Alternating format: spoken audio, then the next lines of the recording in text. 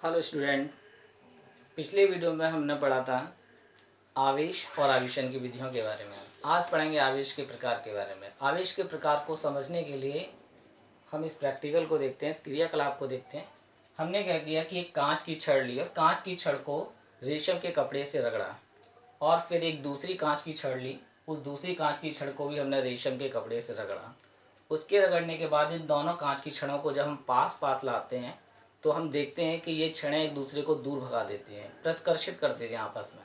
इसी प्रकार से हमने एक एवोनाइट की छड़ ली और एक बिल्ली की खाल से इसको रगड़ा। फिर एक दूसरी एवोनाइट की छड़ ली, इसको भी हमने बिल्ली की खाल से रगड़ा। और जब इन दोनों एवोनाइट की छड़ को हम पास पास लाते हैं तो ये भी एक दूसरे को प्रतिकर्षित करती हैं।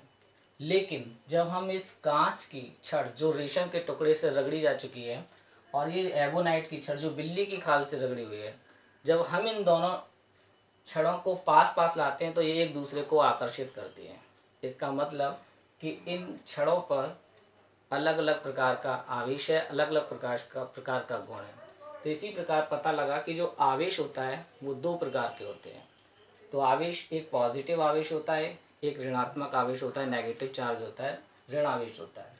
पॉजिटिव आवेश का मतलब होता है ऐसा पदार्थ या ऐसी वस्तु जिस पर सामान्य अवस्था से इलेक्ट्रॉन की कमी हो जाती है, यानी सामान्य अवस्था में जितने इलेक्ट्रॉन्स होते हैं अगर उससे इलेक्ट्रॉन निकल जाए, कमी हो जाए, तो ऐसे पदार्थ को हम धनात्मक आवेशित पदार्थ कहते हैं। और एक ऐसा पदार्थ जिस पे सामान्य अवस्था से इलेक्ट्रॉन की अधिकता हो जाती है तो वो वस्तु, वो पदार्थ ऋण आवेशित हो जाता है।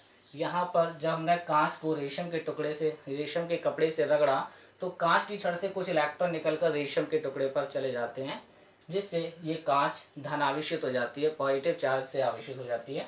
और एवोनाइट की छड़ को जब बिल्ली की खाल से रगड़ते हैं तो बिल्ली की खाल से कुछ इलेक्ट्रॉन इस एवोनाइट की छड़ पर आ जाते हैं, जिससे एवोनाइट की छड़ ऋण आवेशित हो जाती है।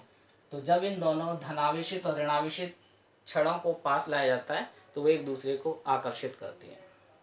धन्यवाद।